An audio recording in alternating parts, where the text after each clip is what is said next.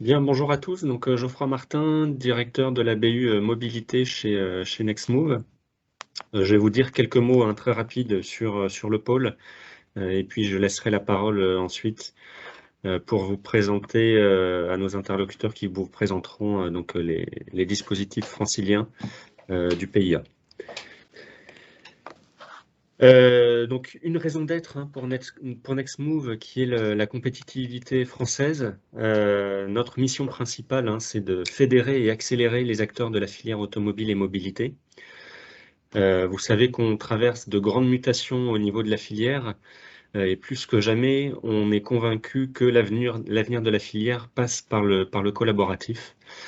Et nos missions principales, donc c'est de garantir à nos membres d'intégrer un réseau industriel dynamique, de renforcer leur potentiel technologique, de trouver des financements pour leurs projets et de trouver des partenaires et des clients.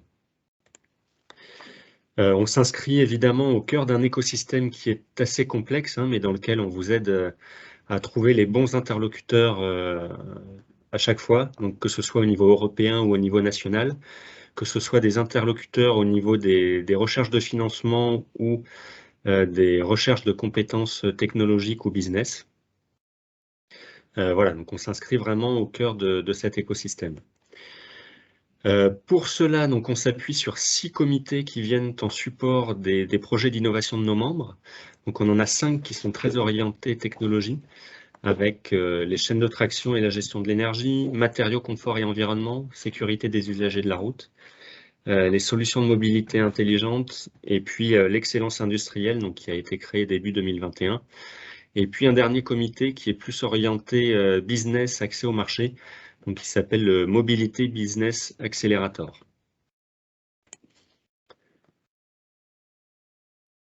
On vous accompagne évidemment dans vos projets d'innovation, avec notamment la labellisation, donc qui s'appuie sur les comités thématiques que je viens de vous présenter. Donc leur rôle, c'est de valider l'intérêt technologique, marché et puis la faisabilité du projet que vous présentez, d'échanger avec des experts qui analysent le dossier, toujours dans le respect de la confidentialité.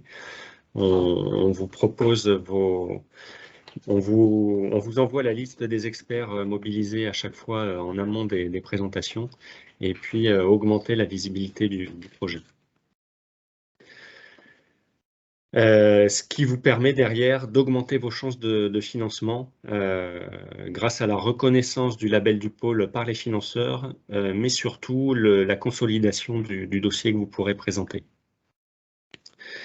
On a évidemment un rôle d'interface avec les autres acteurs de l'écosystème. On vous propose un outil de veille technologique et puis des animations thématiques grâce à ces comités.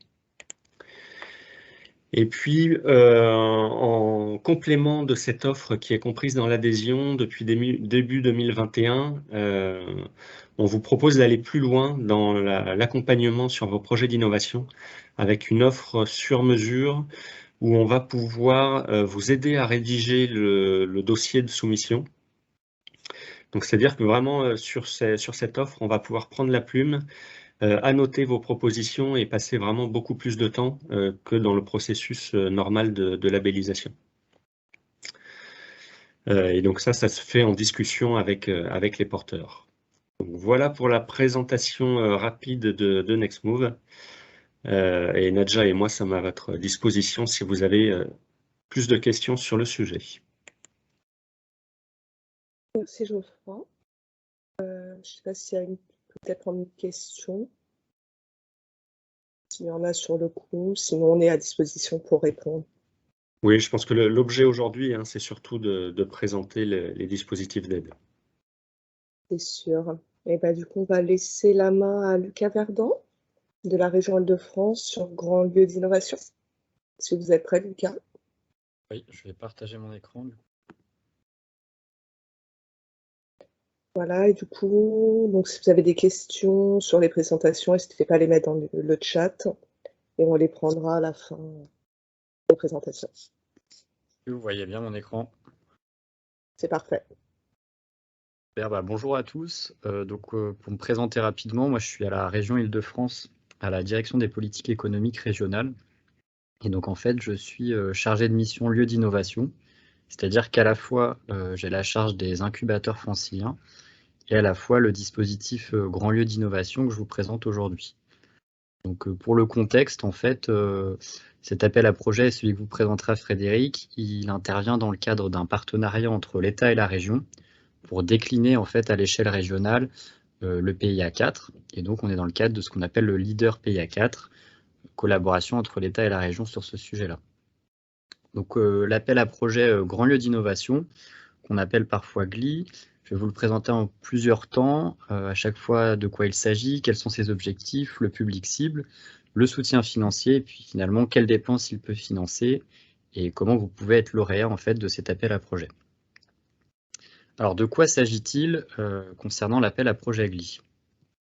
On est vraiment, nous, dans l'idée de pouvoir faire émerger des lieux qui vont être des communs pour une filière donnée. C'est-à-dire qu'on va être sur vraiment des unités industrielles partagées, des plateformes de services, tout ce qui va pouvoir permettre finalement à des entreprises d'une même filière de mutualiser leurs investissements.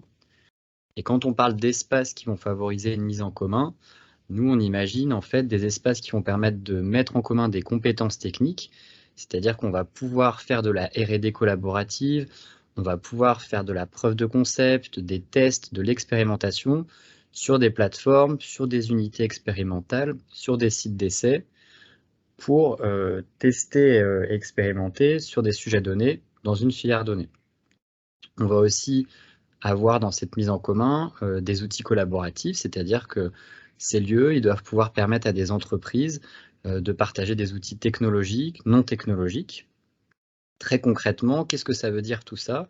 C'est-à-dire qu'on va être sur le financement de lieux qui sont des plateformes de R&D collaboratives, des lignes pilotes industrielles, des sites d'essai, des sites d'expérimentation. Si on tire un petit peu le fil aussi, on va pouvoir être sur des espaces type incubateur, ce genre de choses, ou Fab Lab, démonstrateur industriel. C'est vraiment tout ce type d'espace qu'on entend par lieu d'innovation. Des espaces pour mettre en commun des compétences, des outils, des accompagnements pour les acteurs d'une même filière. Parce que finalement, le but de cet appel à projet, pour nous, c'est de pouvoir renforcer la compétitivité des filières franciliennes. Et quand on entend renforcer la compétitivité des filières franciliennes, c'est aussi pouvoir donner des outils différenciants d'innovation aux petites, aux moyennes entreprises de la filière, aux ETI, aux startups également, se dire qu'en fait, ces lieux vont créer une capacité d'entraînement sur l'ensemble de la filière.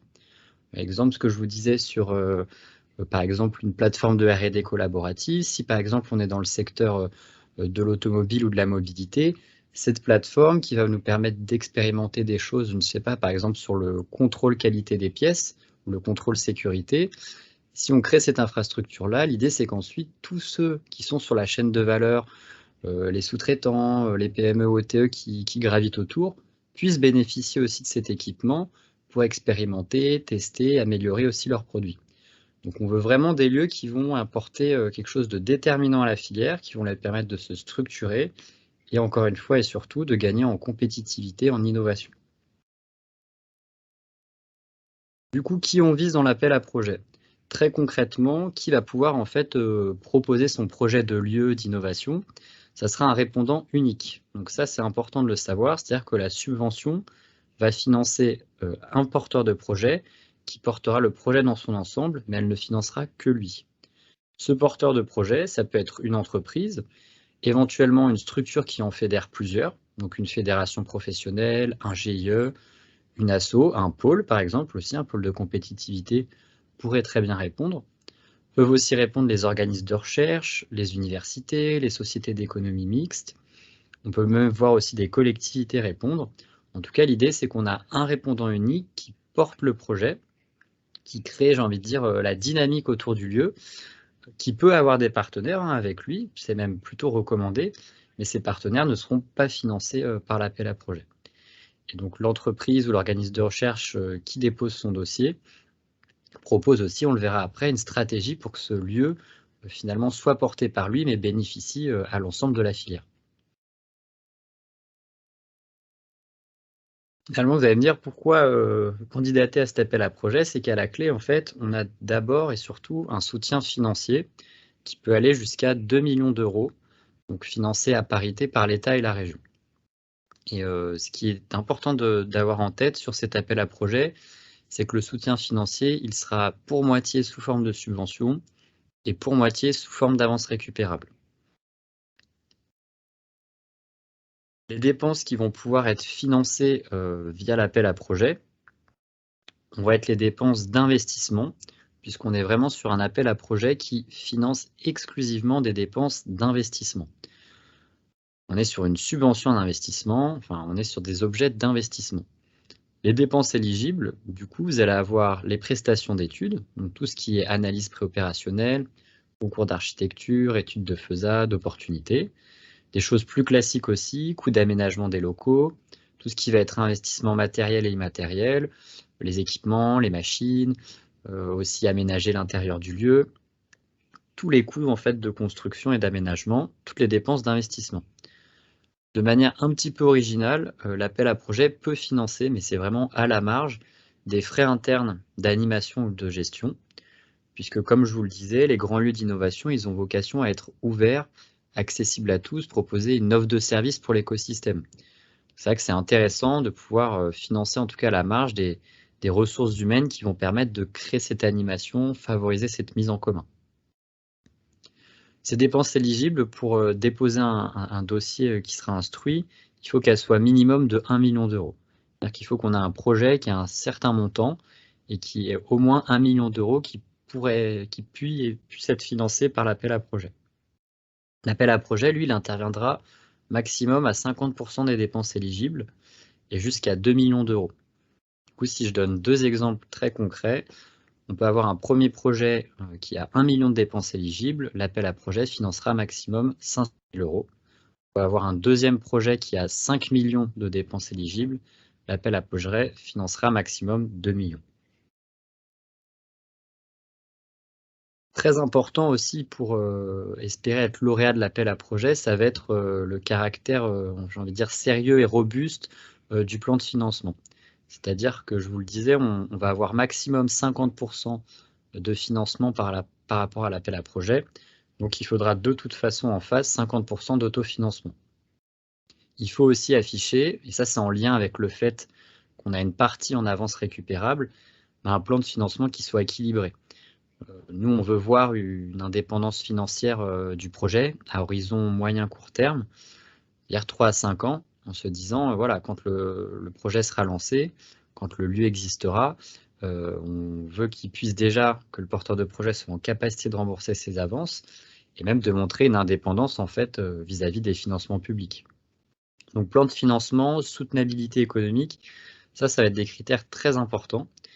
Et puis également qu'on puisse voir que le porteur de projet, il ne s'engage pas à minima sur ce lieu-là et qu'il y a une vraie stratégie propre d'investissement, d'animation du lieu. Au-delà, il va y avoir des critères de sélection plutôt sur le fond aussi du projet, c'est-à-dire que le lieu qui est proposé doit déjà être qualitatif. Si on est sur de la R&D collaborative, on va regarder la qualité scientifique du projet, quel type d'équipe, sur quel type de sujet. L'autre volet très important, ça va être sur la stratégie de diffusion et de valorisation, puisque comme je vous le disais, on va être sur des lieux qui permettent d'avancer sur de la R&D, d'avancer sur des technos, des équipements. Comment le porteur de projet et ses partenaires envisagent de partager, de diffuser, de rendre accessible le lieu à l'ensemble de la filière. Il va y avoir du coup ce positionnement qui va être très important. Quand on dit un positionnement filière, sur quelle filière se positionne le lieu? Est-ce qu'on est sur une filière industrielle au sens large et on se dit on va toucher l'automobile, l'aéronautique, plein d'autres sujets? Est-ce qu'on est sur une filière de manière plus précise? Il faut en tout cas faire un lien avec les filières. Il va y avoir aussi du coup le sujet de créer et d'avoir un impact économique local à horizon moyen-long terme, en se disant que ce lieu, d'une part, il va permettre de développer industriellement, commercialement, les entreprises de la filière, il va avoir une capacité d'entraînement pour les PME, qui va permettre du coup aussi de développer des avantages concurrentiels, par rapport à ce qui se fait ailleurs en Europe, dans le monde. Qu'est-ce que ce lieu, cette plateforme, ces équipements vont nous permettre de développer? Et c'est en lien avec ce point sur les objectifs commerciaux. Qu'est-ce que je vais pouvoir développer derrière si, par exemple, moi, en tant que PME, j'ai accès à cette plateforme techno? Est-ce que je vais pouvoir améliorer mes process de contrôle qualité? Est-ce que je vais pouvoir améliorer mes process d'inspection? Voilà, il faut qu'on puisse comprendre ce que va permettre ce lieu pour adresser de nouveaux marchés, viser de nouveaux segments de marché. Parce que même derrière, à long terme, on pourra sortir des produits et des nouveaux services. C'est en tout cas d'envisager l'impact économique du lieu, puis de manière un petit peu plus classique, avoir une gouvernance qui soit intéressante si on a plusieurs partenaires. Comment se passe l'animation de ce partenariat-là? Comment aussi le lieu envisage l'avenir, c'est-à-dire par rapport au plan d'affaires, au modèle économique, et puis aussi contribuer d'une manière ou d'une autre quand même à la transition écologique et énergétique. Donc jusqu'à quand est ouvert cet appel à projet? Là, on est sur une première vague qui se termine le 11 mars 2022. Vous pouvez candidater sur le site qui est ici, et je pense que Nextmove pourra vous renvoyer les informations. Pour information, une fois que vous avez déposé votre dossier, que l'appel à projet est clôturé, entre le 11 mars, on a un délai ensuite de 3 mois, pendant l'instruction et l'annonce des lauréats. Pour info également, on est sur un appel à projet cyclique qui a plusieurs vagues ou relèves. Et donc, il faut tout à fait se dire qu'on aura une seconde vague à l'horizon deuxième semestre 2022 ou début 2023. En tout cas, on aura une deuxième vague de cet appel à projet. Donc, peut-être que ça peut être trop juste pour candidater à celle-ci, mais les possibilités de candidater vont être ouvertes. Voilà, bah, je vous remercie. Puis je ne sais pas si je peux prendre des questions ou pas. Sûr, merci Lucas. Effectivement, s'il y a des questions à ce stade, on peut les prendre. On les prendra à la fin. Je vois quelqu'un ouvre son micro. Oui, bonjour. Bonjour. Bonjour, Christian Janson, société Style and Design Group basée à Maurepas. Par rapport à cet appel à projet, GLI, est-ce que l'activité, enfin le projet de relocalisation peut faire partie, peut en faire partie? Je m'explique, pour être très concret. Nous sommes en train, notre société, notre groupe est en train de travailler, comme plusieurs, heureusement du reste, en ce moment en France, sur de la relocalisation. En l'occurrence, c'est la relocalisation de différents accessoires automobiles que nous fabriquons aujourd'hui en Chine, où nous avons une filiale. Et il y a certains accessoires qu'on voudrait utiliser et pour notre filière auto et pour notre filière aéro, et qu'on souhaiterait fabriquer chez nous à Maurepas. Donc forcément, derrière, ça entraînerait, je veux dire, une sous-traitance locale, enfin, vous imaginez. Donc, est-ce que ce genre ce style de projet peut faire partie de cet appel à projet? En soi, sur le volet lieu, implantation, etc., pourquoi pas? Mais c'est vrai que dans ce qu'on disait, il y a le caractère innovant du lieu. Et par exemple, si on est sur une relocalisation, il faut que le lieu ou l'usine qui sera implantée bénéficie à d'autres que sa seule activité. Donc c'est vrai qu'il y a quand même ce sujet de lieu ouvert. De mutualisation, ouais, exactement. D'accord. Ok, je comprends. Merci. Alors du coup, sur les sujets de relocalisation, il ne faut pas hésiter à penser à PME Relance. Oui. Être en relation, à Vivès. Oui, je suis avec lui aussi, oui. On est dispo sur PME. D'accord. Regardez. Ok. Merci à tous les deux. Est-ce qu'il y a d'autres questions? Bon, j'ai pas l'impression. De toute façon, vous aurez la présentation et les contacts adéquats. Du coup, merci Lucas. Et je vous propose qu'on passe. Merci à vous. Frédéric, si vous êtes prêt. Oui, je vous passe. Voilà. Est-ce que vous voyez ma présentation? Ça arrive. C'est parfait. C'est parfait. OK. Bon, je suis Frédéric Lemagny. Moi, je travaille aussi donc au Conseil régional à la direction recherche et transfert de technologies. Et je suis donc en charge de... Excusez-moi. C'est pas le bon fichier.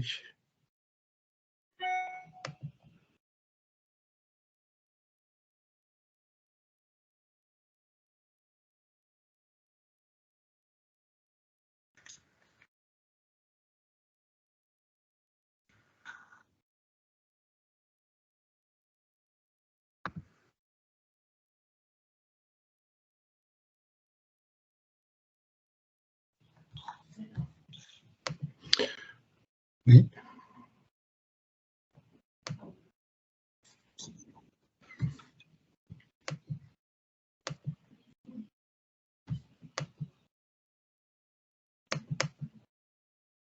Vous voulez que je partage la présentation sinon? Oui, Ah je veux bien. Manifestement, j'ai un problème sur mon micro. Vous pouvez éventuellement passer la présentation, c'est possible pour vous?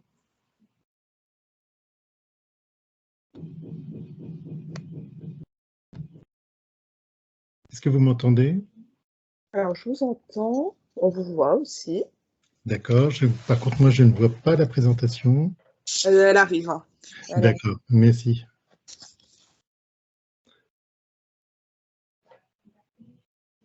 Alors, pourquoi la présentation ne se charge pas?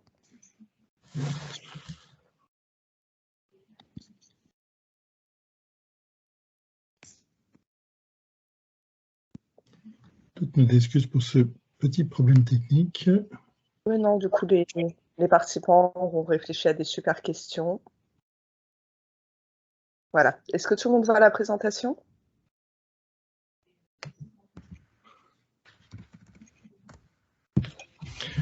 Est-ce que c'est bon? Je peux... Super, vous pouvez dérouler, me faire signe. Ok, d'accord. Donc, Sésame Filière, hein, c'est un projet effectivement et un appel à projet, pardon, qui est complémentaire du GLI que Lucas vient de vous présenter. Il s'inscrit lui-même dans le cycle, on va dire, des appels à projets portés par le programme d'investissement d'avenir, avec une nouvelle, effectivement, une nouvelle session, un nouvel appel à projet qui est très important par rapport au précédent PIA 3, aussi bien en termes d'ambition qu'en termes de moyens qui sont mis effectivement à la disposition de cet appel à projet. Il s'inscrit comme GLI effectivement dans un programme pluriannuel, on y reviendra tout à l'heure, et il est porté effectivement par la région, par l'État, et BPI France en est l'opérateur. On va passer à la seconde. De quoi s'agit-il en fait au niveau de Sésame Filière? C'est un appel à projet qui vise à faire émerger des plateformes technologiques ouvertes qui sont partagées donc avec les PME, ETI de préférence, avec effectivement un partenariat fort sur des établissements supérieurs de recherche ou des structures de valorisation. L'objectif étant de permettre aux acteurs d'une filière ou d'un écosystème d'accéder à des équipements, des expertises, des formations de pointe. Ce qui est important, c'est qu'on intègre effectivement dans ce projet également donc des éléments d'animation, de structuration de filière et également effectivement des projets de recherche et développement. Donc il y a ce double volet qui est important et qui fait la spécificité de cet appel à projet.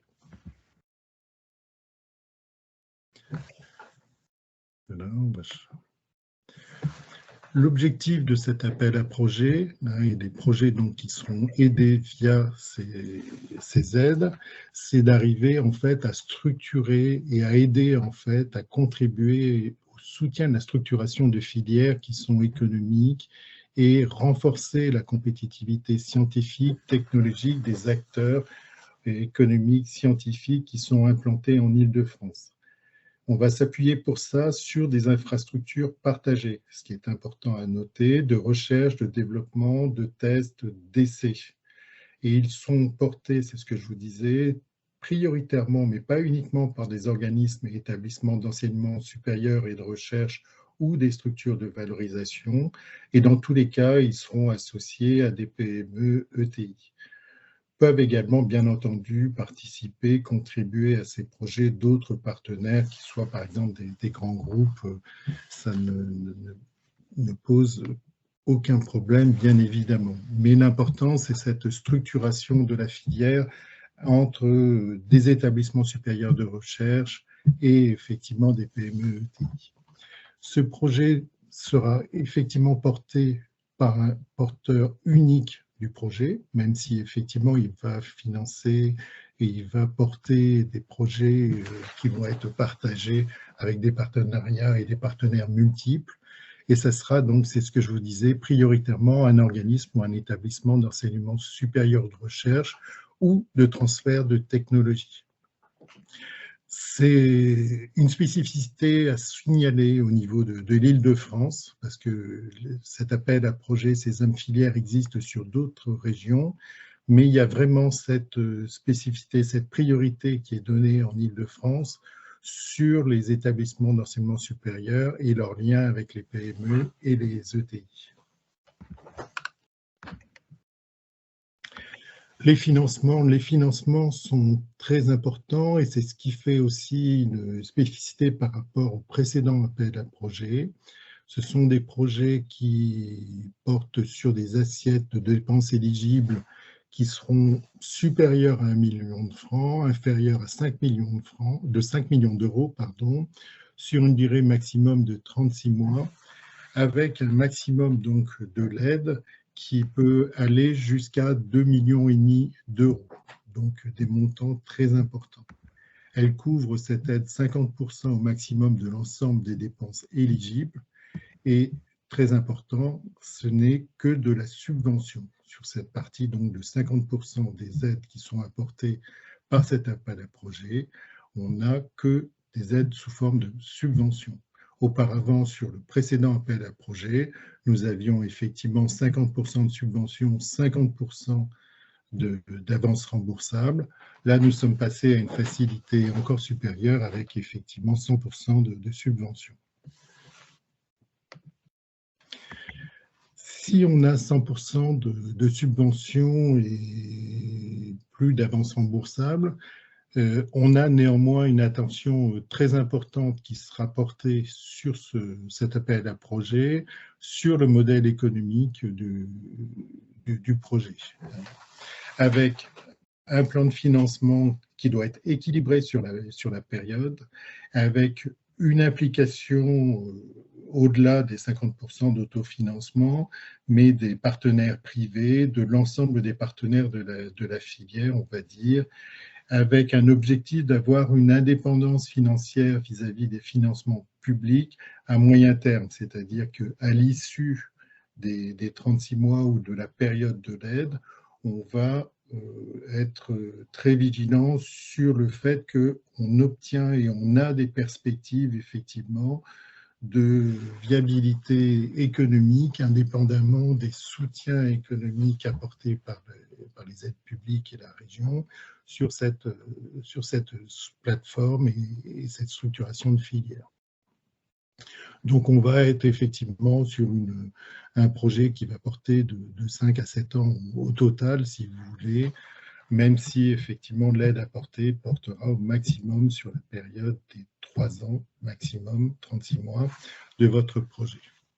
Ce qui est important, c'est qu'effectivement, on ait des prévisionnels qui soient argumentés, notamment en termes de développement de marché, de partenariat, qui soient bien développés, si vous voulez, en tout cas argumentés avec des éléments suffisamment fiables, même si ça reste du prévisionnel avec des estimations, mais il faut qu'on puisse être convaincu en fait des éléments que vous apportez pour soutenir votre projet, et ça passe effectivement par des éléments factuels si vous pouvez les avoir. En termes d'éligibilité des dépenses, il y a effectivement 2 éléments bien distingués. C'est un appel à projet qui porte à la fois sur l'animation de filière et sur de la recherche et développement.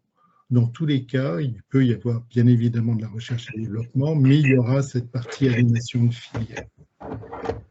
les dépenses vont porter aussi bien sur les parties RH, sur les investissements matériels, sur les dépenses d'animation, de marketing, sur la partie animation de filière, et sur la partie RDI, vous pourrez intégrer toutes les dépenses de personnel, les dépenses de consommables, de prestations externes, de sous-traitance, d'études.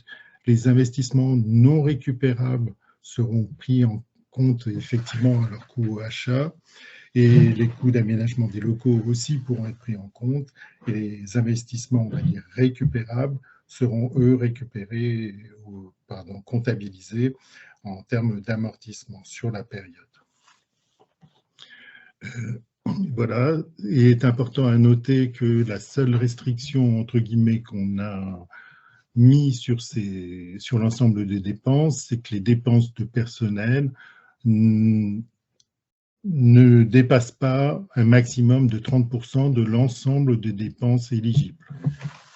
Voilà, donc des choses relativement simples qui peuvent vous permettre et qui doivent vous permettre à la fois de développer, créer votre propre plateforme avec tous les moyens nécessaires, et d'autre part d'assurer effectivement cette partie d'animation, de structuration de filière.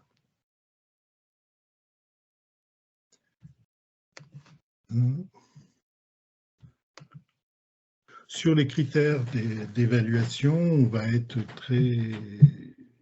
très attentif au positionnement de votre projet par rapport à la filière ou l'écosystème dans lequel s'insère votre projet, bien entendu à la qualité scientifique portée par le projet, des équipes impliquées dans le projet, dans la gouvernance du projet, dans la qualité du modèle économique, dans le plan d'affaires, le financement qui est présenté et qui est associé à votre projet, dans la qualité de la stratégie, de la valorisation des recherches et technologies qui seront partagées et qui sont issues effectivement de cette plateforme, de la gouvernance, c'est ce que je vous avais dit, et puis on va regarder effectivement, comme pour GLI, l'impact en termes d'activité économique, d'emploi, particulièrement en Île-de-France, dans un horizon, on va dire, de 5 à 10 ans, à partir du début du projet. Voilà, un point important à noter, mais je voulais sur les dépenses, excusez-moi, je reviens sur l'élément précédent, c'est que les dépenses seront à considérer à partir du moment où effectivement l'appel à projet aura démarré. Il a démarré effectivement depuis le 1er décembre jusqu'à effectivement la période en 2022 où vous aurez commencer et déposer et contractualiser avec BPI sur votre projet.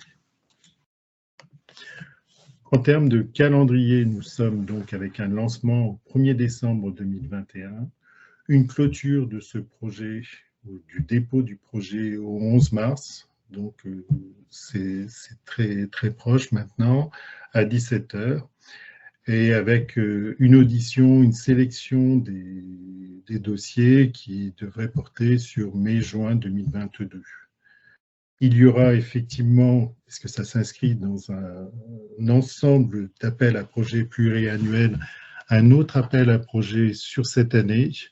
Donc, si vous n'avez pas le temps de complètement finaliser votre appel à projet, eh ben, vous pouvez vous dire que vous aurez effectivement cette opportunité de le redéposer très, très bientôt. Et par ailleurs, effectivement, nous tenons à votre disposition pour toute question, pour vous aider effectivement à renseigner tous les éléments qui vous seront nécessaires. Sachez que vous pouvez effectivement télécharger tous les éléments, toutes les pièces de votre dossier sur le site qui s'affiche, Leader PIA Île-de-France, Sésame Filière PIA. En fonction effectivement du porteur de projet, vous verrez que les fichiers qui sont à votre disposition, qui sont à renseigner, seront différents, mais vous aurez toutes les informations sur le site.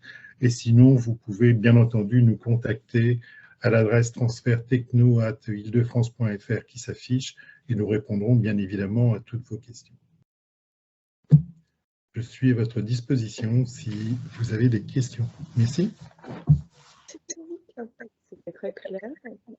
Est-ce que du coup, il y a des questions sur la Grand Lieu d'innovation, sur le Sésame? Oui, effectivement, Thibaut Caïn pour Société Cirtem. Il se trouve que nous adhérons à NextMove, mais sommes basés en Occitanie. Donc la question se pose autant pour les GLI que pour le projet Sésame Filière. Est-ce qu'il y a une déclinaison de ces projets, ou de ces appels à projets, pardon, en Occitanie ou dans d'autres régions pour les autres entreprises éventuellement qui seraient dans notre situation? Alors oui, c'est une déclinaison régionale de l'appel à projet, avec des spécificités qui sont propres à chaque région. Par exemple, sur l'appel à projet Sésame Filière, nous avons effectivement une spécificité très, très forte sur notre priorité qui est donnée aux établissements supérieurs de recherche en collaboration avec des PME ETI sur la région Île-de-France. Ça ne veut pas dire qu'il ne peut pas y avoir des partenariats éventuellement avec des autres entreprises d'autres régions, mais ça veut dire qu'il nous faut effectivement majoritairement et de façon prioritaire ces acteurs et les investissements sur la région Île-de-France. D'accord. Donc si on participait à un appel à projet, ce serait forcément avec des partenaires basés en Île-de-France, et le porteur de projet devrait être en Île-de-France. Oui. D'accord. Clairement. Ok. Par contre, ces appels à projets, dans la mesure où le PIA c'est quand même national, il n'y a pas une version, par exemple Occitane ou Grande Aquitaine de cet appel à projet. Théoriquement, si vous avez un appel à projet dans chaque région. Je ne l'ai pas trouvé sur Internet, hein. Je le trouve que pour l'Île-de-France, hein. Mais pour vous, ça devrait se faire dans les autres régions. Pour moi, c'est une déclinaison régionale. Donc, il appartient après à chaque région, effectivement, de décliner selon un calendrier qui lui est propre, effectivement, les appels à projet. Renseignez-vous auprès de votre région, sans doute. Ok, merci.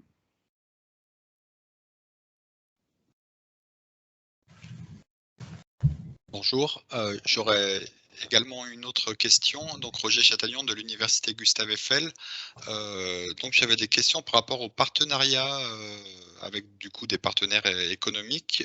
En fait, j'ai une double question. Alors bien que ça soit mentionné dans le texte de l'appel à projet, mais là au cours de votre présentation, vous avez apporté, il me semble, une précision qui était assez claire sur le partenariat obligatoire avec une PME ETI. Donc, vous confirmez bien ce caractère obligatoire pour une PME ETI, et qu'entendez-vous par quelle forme peut prendre cette participation, justement, si on a un porteur unique, si l'université, par exemple, est porteur unique d'un projet. Et la deuxième question, c'est sur l'implication financière d'un partenaire privé. Donc, est-ce que cette participation financière doit intervenir pour la durée du projet sur lequel on est financé, donc les 3 premières années, ou est-ce que c'est une implication financière qui intervient plutôt en phase d'exploitation? Alors, deux questions. La première, effectivement, concernant les PME ETI. On souhaite, et pour moi c'est très clair effectivement dans l'appel à projet, qu'il y ait une collaboration entre ces établissements supérieurs de recherche, les structures de valorisation et les entreprises de la région, que ce soit des PME ou des ETI. L'objectif, c'est vraiment de structurer, de développer des filières. On n'est pas sur l'appel à projet Sésame où on finance uniquement des équipements. Là, on est sur de la structuration de filières et du développement, effectivement, de plateformes technologiques ouvertes. Après, c'est à chacun, effectivement, des porteurs de projets à définir le cadre le plus adapté, si vous voulez, sur cette collaboration entre acteurs. En tout état de cause, pour répondre à votre deuxième question, il n'y a effectivement qu'un seul porteur de projet. c'est-à-dire que c'est lui qui déposera le projet, c'est lui qui sera financé, c'est lui à qui effectivement BPI demandera des comptes et il y aura un suivi qui sera fait, la région aussi bien entendu et l'État, mais il y aura un seul porteur de projet. Les investissements, les collaborations, si vous voulez, autour ou pour ce projet ou en faveur de ce projet des autres partenaires, ne rentrent pas, si vous voulez, sur la partie financement, si vous voulez. C'est des collaborations importantes, nécessaires, indispensables, hein, bien entendu, au développement de votre projet, mais les contributions financières ne seront pas intégrées, sauf si jamais, bien entendu, ça rentre sous forme de revenus, parce qu'il y a des prestations qui seront faites sur votre structure. Ok, très bien. Mais elles sont importantes, effectivement, à être notifiées dans le cadre de votre dossier, bien évidemment. D'accord. Merci.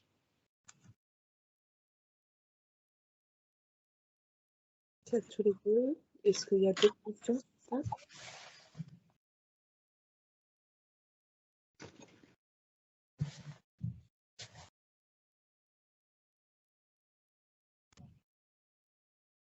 J'ai pas l'impression qu'il y ait d'autres questions. Bon, de toute façon, l'idée, c'est d'avoir une court terme et moyen terme pour les deuxièmes vagues à venir dans l'année. Donc, je vous propose qu'on clôture. Merci à nos intervenants. C'était très intéressant et très riche. Merci à vous. Et du coup, voilà, on espère que ça a pu répondre à des questions. Vous recevrez les présentations et le replay sera disponible pour les prochaines heures. Voilà, bah écoutez, merci à tous, bonne journée et tout le monde est à votre disposition pour vous accompagner sur vos projets.